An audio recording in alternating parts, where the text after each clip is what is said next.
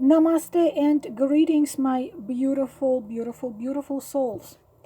I really do not, I kind of know what's going on lately, and believe it or not, it's gonna be going on in the months of November as well, because we are entering the months of November, which is gonna have a certain line of eclipses and certain position of Saturn and Mars, which is gonna be crazy and insane for many of us. I wanted to make a video about it, but this video, the thing is, I have recorded the video which was called What If You Don't Know What to Do. And I would read a piece from a book, a message from a book, and I had 5 books. I really don't understand what happened to that video, or what kind of glitch happened, or I clicked it by accident, deleted it, so the video is deleted. So now I am going to re-record the video, which I want the answer to one question. What am I supposed to do if you don't know what to do? And I have decided to use one book uh, by Paulo Coelho, which is called Warrior of the Light. I just feel to do it this way because I've used 5 of his books, and in one of the video I used my own. In today's video, I want to use this one book, Warrior of the Light. And I have already explained you that this method is very, very, very old, goes back hundreds of years. Whenever the situation when you need a message, you would either come to the bookshelf, and without looking you would take out the book, open it, and whatever your eyes are gonna see you will read, and that would be the answer. Or you can do it with one book, or with several books. You can put in front of yourself 5 books and ask 5 questions and open each one of them. Or you can just use one. You can use mine if you have mine. You can use any you like.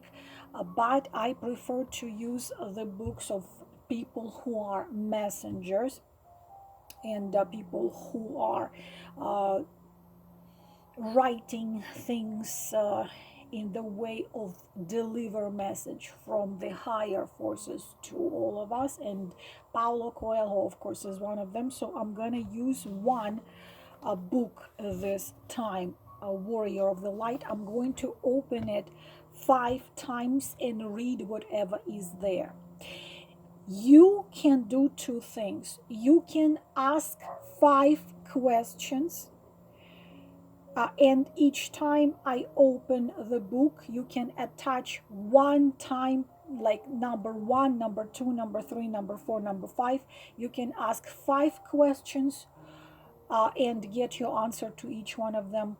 You can ask one, or you can ask simply no questions, because the question here is now, what if you don't know what to do? This is going to be the message for you. Or let it be another type of message, what you must know right now, so you can decide or try to find the right solution. So whatever, however you like it, I'm going to do it 5 times. And let us go ahead and do that. I hope that it will be helpful. I felt like I must do it, and I even got my whatever had left from my wax, beeswax candle. So let us do that now. I am asking the spirits of fire, earth, air, and water, the guides, the keepers, the guardians, the elders, the higher selves, the forces of love and light, to give the message to those who are listening, to each one of them. I am grateful to be a messenger. I am grateful to deliver the message, for the honor for doing that. Thank you, and thank to Paulo Coelho and this book, which is going to deliver us our messages, touching it to my forehead, to my mouth, and to my heart. And I'm going to open it now the first time. If you attach to number 1 your question, then number 1 is your answer. Or if you decided to lose the whole, or to listen to the whole video, go ahead. Number 1. And just in case, if you have the book or if you want it, page number 60 to 63. Whenever the warrior draws his sword, he uses it. Oh my God, it's just, I have shivers on my skin because I just got this picture of the sword, which looks exactly like the sword I've described in my book. Just the synchronicities are insane. Whenever the warrior draws his sword, he uses it. It can be used to clear a path, to help someone, to fend off danger. But a sword is a capricious thing, and it does not like to see its blade exposed for no reason. That is why the warrior never makes threats. He can attack, defend himself, or flee. All of these attitudes form part of combat. It is not, however, part of combat to diminish the force of a blow by talking about it. A warrior of the light is always alert to the movements of his sword, but he never forgets that the sword is watching his every move as well. The sword was not made to be used by the mouth. Sometimes evil pursues the warrior of the light, and when it does, he calmly invites it into his tent. He asks evil, "Do you want to hurt me or use me to hurt others?" Evil pretends not to hear. It says that it knows of the darkness in the warrior's soul. It touches wounds that have not yet healed and calls for vengeance. It mentions certain tricks and subtle poisons that will help him to destroy his enemies. The warrior of the light listens. If conversations lags, he encourages evil to continue talking by asking all about its various plans. When he has heard everything, he gets up and leaves. Evil feels the weary and empty after all this talk that it does not have the strength to follow him. Evil feels so weary and empty after all this talk that it doesn't have the strength to follow him. The answer to your question number 1, or the message number 1. The message number 2. Page 104, 105. When he wins a battle, the warrior celebrates. This victory has cost him anxious moments, nights wrecked with doubt, endless days of waiting. Since ancient times, celebrating a triumph has been part of the ritual of life itself. Celebration is a rite of passage. His companions see the warrior of the light joy and think, why is he doing that? He might be disappointed in his next battle. He might draw down on himself the wrath of his enemy. But the warrior knows why he is celebrating. He is savoring the best gift that victory can bring: confidence. He celebrates yesterday's victory in order to gain more strength for tomorrow's battle. One day, for no apparent reason, the warrior realizes that he does not feel the same enthusiasm for the fight that he used to. He continues to do what he has always done, but every gesture seems meaningless. At such a time, he has only one choice: to continue fighting the good fight. He says his prayers out of duty, of fear, or whatever, but he does not abandon the path. He knows that the angel of the one who inspires him, has simply wandered off somewhere. The warrior keeps his attention focused on the battle, and he perseveres even when everything seems utterly pointless. The angel will soon return, and the merest flutter of his wings will restore the warrior's joy to him. This was the message number 2 if you had chosen number 2.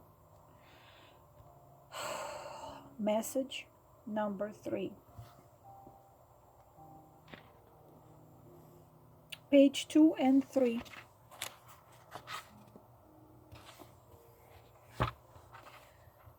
All the world's roads lead to the heart of the warrior. He plunges unhesitatingly into the river of passions always flowing through his life. The warrior knows that he is free to choose his desires, and he makes these decisions with courage, detachment, and sometimes with just a touch of madness. He embraces his passions and enjoys them intensely. He knows that there is no need to renounce the pleasures of conquest. They are part of life and bring joy to all those who participate in them. But he never loses sight of things that last, or of the strong bond forged over time. A warrior can distinguish between the transient and the enduring. A warrior of the light does not rely on strength alone. Oh no. He makes use of his opponent's energy too. When he enters the fight, all he has is his enthusiasm, the moves and strikes that he learned during his training. As the fight progresses, he discovers that enthusiasm and training are not enough to win. What counts is experience. Experience. Then he opens his heart to the universe and asks God to give him the inspiration he needs to turn every blow from his enemy into a lesson in self-defense. His companions say, "He is so superstitious. He stopped fighting in order to pray. He even shows respect for his opponent's tricks." A warrior does not respond to these provocations. He knows that without inspiration and experience, no amount of training will help him. This was a message number 3. Their message number 4.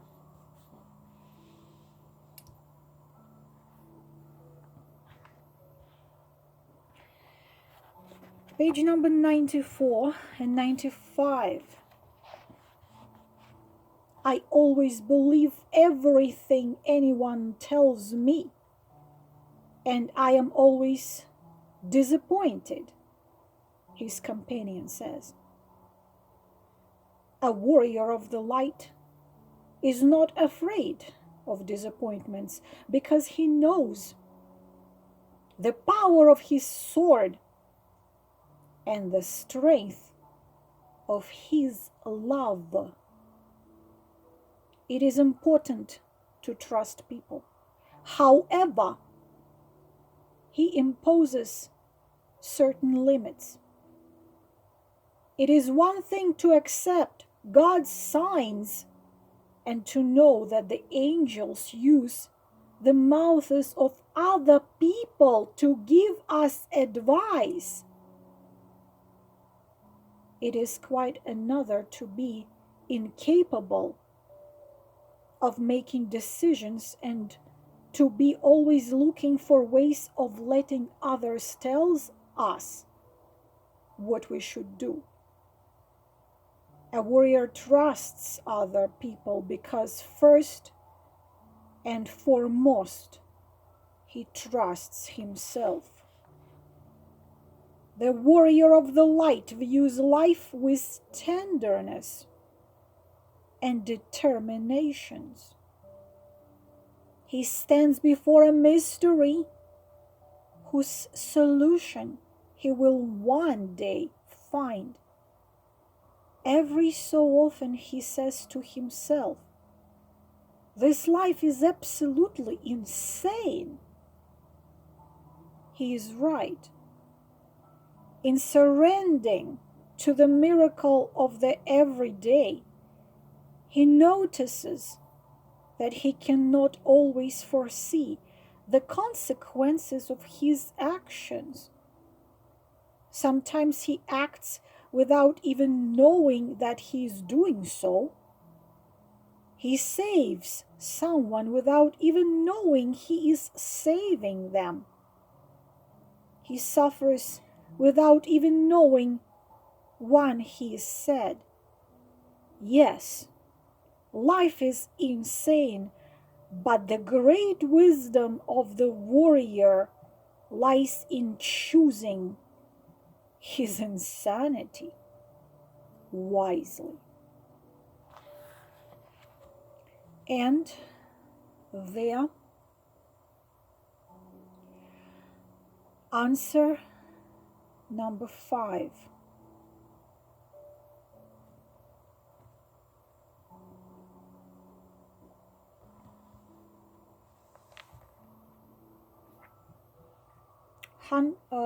Page 100 and 101. A warrior knows when a battle is worth fighting. He bases his decisions on inspiration and faith. He nevertheless meets people who ask him to fight battles that are not his own, or battlefields that he does not know or which do not interest him. They want to evolve, they want to involve the warrior of the light in contests that are important to them, but not to him. Often, these are people close to the warrior of the light, people who love him and trust in his strength and who want him to ease their anxieties in some way. At such moments, he smiles and makes it clear to them that he loves them, but he does not take up the challenge. A true warrior of the light always chooses his own battlefield. The warrior of the light knows how to lose. He does not treat defeat as if it were a matter of indifference to him, saying things like, "Oh, it doesn't matter," or, "To be honest, I didn't really want it that much." No, he accepts defeat as defeat and does not try to make a victory out of it. Painful wounds, the indifference of friends, the loneliness of losing, all leave a bitter taste. But at these times, he says to himself, "I fought for something and did not succeed. I lost the first battle." These words give him renewed strength. He knows that no one wins all the time. No one wins all the time. And he knows how to distinguish his success from his failures. I got a message while I was reading it to do it 2 more times. It just was put like into my head. Do it 2 more times. I'm going to open the book 2 more times, 6 and 7, and those are for all of you. Take what rings the bell. So I'm gonna do it 2 more times.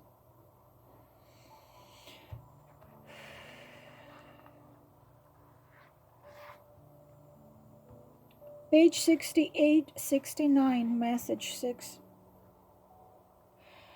The warrior of the light is terrified when making important decisions. "This is too much for you," says a friend. "Go on, be brave," says another. And so his doubts grow and grow. After some days of anxiety, he withdraws to the corner of his tent where he usually sits to meditate or pray. He sees himself in the future. He sees the people who will benefit or be harmed by his attitude. He does not want to cause pointless suffering, but nor does he want to abandon the path. The warrior allows the decision to reveal itself. If he has to say yes, he will say it bravely. If he has to say no, he will say it without a trace of cowardice.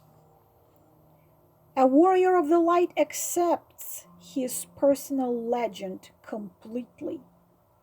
His companions say he has remarkable faith. For a moment, the warrior feels proud, then immediately feels ashamed of what he has heard because he does not have as much faith as he appears to have. At that moment, his angel whispers, "You are only an instrument of the light. There is no reason to feel proud or to feel guilty. There are only reasons to feel happy." And the warriors of the light, aware now that he is but an instrument, feels calmer and more secure. And the last one, number 7, I feel it's important. Number 7.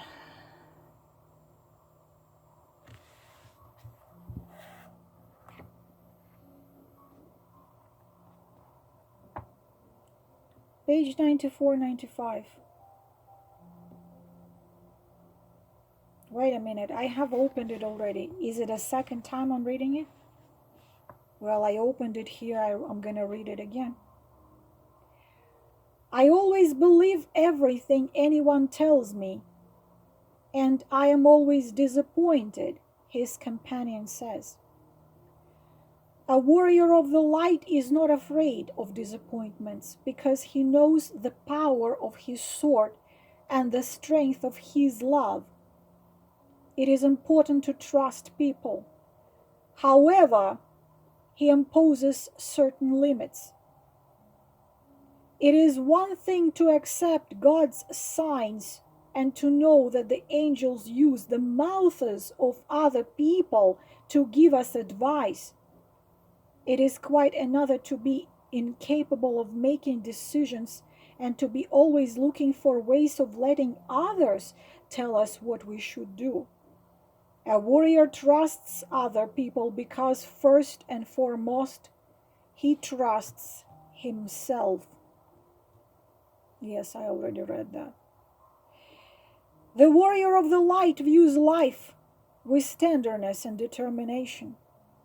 He stands before a mystery whose solution he will one day find.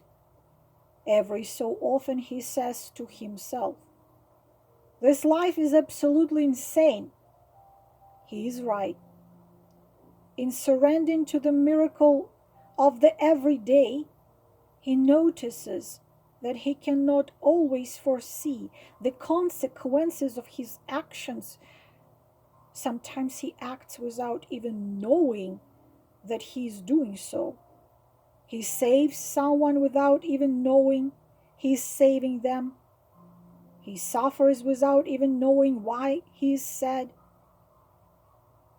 Yes, life is insane. But the great wisdom of the warrior lies in choosing his insanity wisely. This is all, my beautiful queens, kings, souls, warriors of light. I hope I gave you the answers which came to us through their guides and spirits, elders and observers, and the book which called Warrior of the Light. Now my soul can calm down a little bit because I was so anxious in past don't even know how many days. I am sending you my love, my blessings, my warmest wishes, and everything I can send to you. Thank you for listening. Be wise. Namaste.